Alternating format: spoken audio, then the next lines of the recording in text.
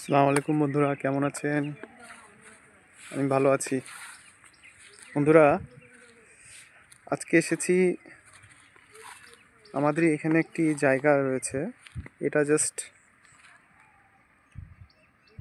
দেখুন বন্ধুরা, কত সুন্দর লাগছে। এটা গমের গাছ না? গমের গাছ বন্ধুরা।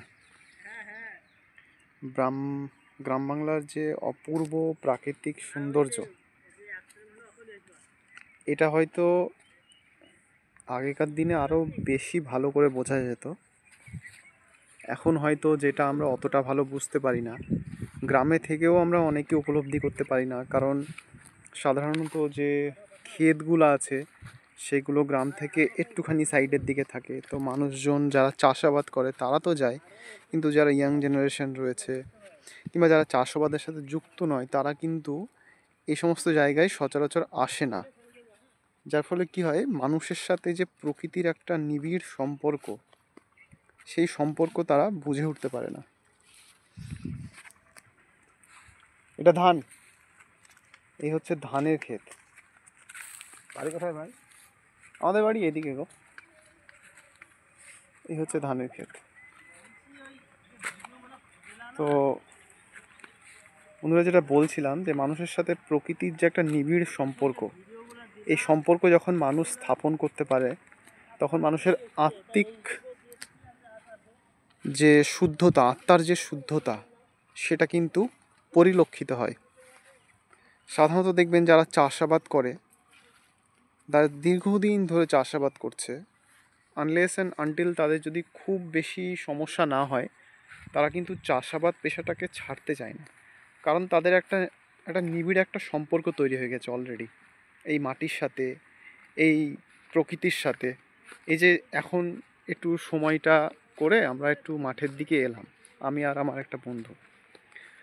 তো এসে আমাদের কিন্তু খুব ভালো লাগছে যে বাইরের কোলাহল থেকে দূরে বেশ কিছুটা সময়ের জন্য প্রকৃতির সাথে জীবন কাটানো। বাইরে তো অনেকটাই আর্টিফিশিয়াল ওয়ে না, আর এখানে মাঠের মধ্যে মানুষজন নেই, ক্ষেত ক্ষেত রয়েছে, তার মধ্যে চাষাবাদ হচ্ছে।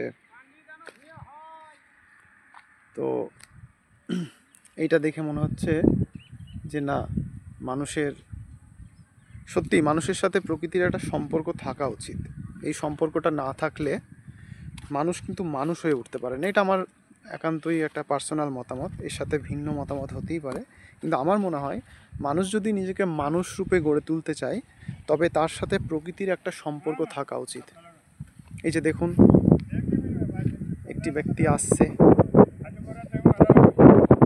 কি আছে মাথায় কাকা? মাথায় কি? জ্বালানি? বাহ, এই যে যাচ্ছে, কি সুন্দর। সকালবেলায় নিজের কাজ সেরে নিজের বাড়ির দিকে রওনা হলো মাথায় কিছু নিয়ে। এগুলো তো আর এবার জ্বালানি হিসাবে ব্যবহৃত হবে, ফুয়েল। এই আমার বন্ধু সামনের দিকে যাচ্ছে। বন্ধু, যেটা বলছিলাম যে এই বিষয়টা অত্যন্ত জরুরি একটা বিষয়। মানুষ যখন প্রকৃতির সাথে সম্পর্ক গড়ে তোলে তখন সে মানুষ হয়ে ওঠে, এবং তার যে আত্ম উপলব্ধি সেটা কিন্তু হয় তখন। এই জন্য দেখবেন যে সমস্ত বড় বড় মনীষীরা ছিলেন, তারাও কিন্তু যখন নিজের উপলব্ধি, আত্মার উপলব্ধি করতে চেয়েছেন, তারা কোলাহল থেকে দূরে গিয়ে প্রকৃতির কাছে আশ্রয় নিয়েছেন। কেউ বটবৃক্ষের নিচে বোধি লাভ করেছেন, কেউ বা গুহায়, কোনো একটা গুহায় গিয়ে সেখানে তিনি উপলব্ধি লাভ করেছেন। এরকমভাবে বিভিন্ন মনীষী বিভিন্নভাবে করেছে, কিন্তু সবাই প্রত্যেকেই প্রায় কম বেশি ওই প্রকৃতির কাছে গিয়েই উপলব্ধিটা লাভ করতে পেরেছেন। তা আমারও মনে হয় আমাদের সকলকে একটা সময় বের করে, মাসে একদিন হোক, সপ্তাহে একদিন হোক, যার যখন যেরকম সময় হয়, একটু প্রকৃতির সাথে নিজের সম্পর্ক গড়ে তোলার চেষ্টা করুন। দেখবেন ভালো লাগবে।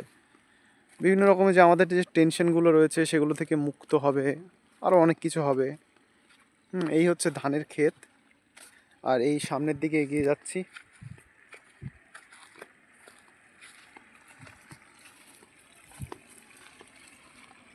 এই সামনের দিকে এগিয়ে যাচ্ছি। এই হচ্ছে গ্রাম বাংলার অপূর্ব রূপ, এবং প্রত্যেকটা মরশুমে নতুনভাবে সাজে।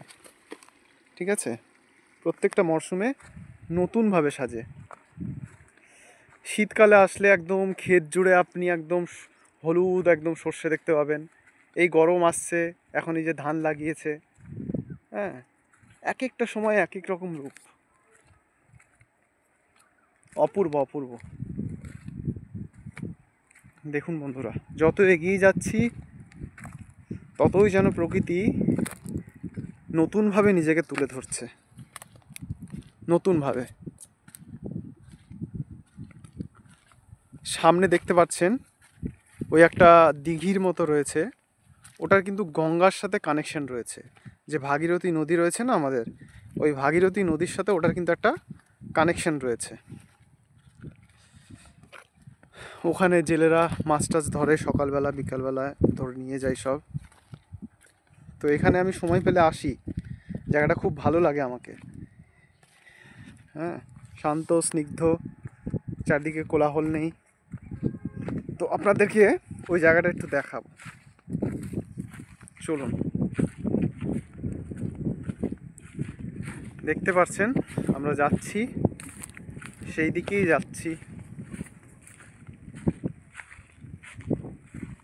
এই হচ্ছে সেই দিঘি। আগের বছর বেশ বর্ষাটা বেশ ভালো হয়েছে, তো সেই কারণে এবার কিন্তু দিঘিতে প্রচুর জল আছে, দিঘিতে প্রচুর পানি আছে এবার। সাধারণত কি হয়, ওই যে কচুরিপানা থাকে, ওয়াটার হায়াসিন্থ যেটাকে বলে, এই ওয়াটার হায়াসিন্থের জন্য জল কম থাকার কারণে স্রোত থাকে না, তো ওয়াটার হায়াসিন্থগুলো এসে এক জায়গায় জড়ো হয়ে যায়। হ্যাঁ, এবং যেহেতু পাশেই আপনার এগ্রিকালচার ফিল্ড, তো সেই কারণে কি হয়, ভালো পুষ্টি পেতে থাকে এবং প্রচণ্ড গ্রোথ হয়ে যায় ওয়াটার হায়াসিন্থের। তখন এই দিঘিটা এতটা সুন্দর লাগে না এখন যতটা লাগছে। এখন পানি রয়েছে, স্রোত রয়েছে, তো এই ওয়াটার হায়াসিন্থগুলো ভেসে চলে যাচ্ছে, এগুলো এক জায়গায় থাকতে পারে না। দেখুন,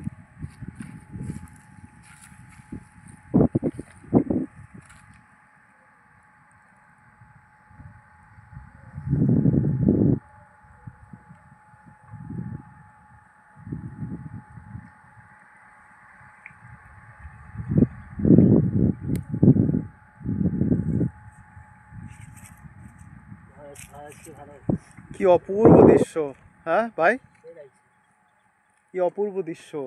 হালকা হালকা হাওয়া বয়ে যাচ্ছে, আর তার সাথে সাথে একটা স্নিগ্ধ কোমল একটা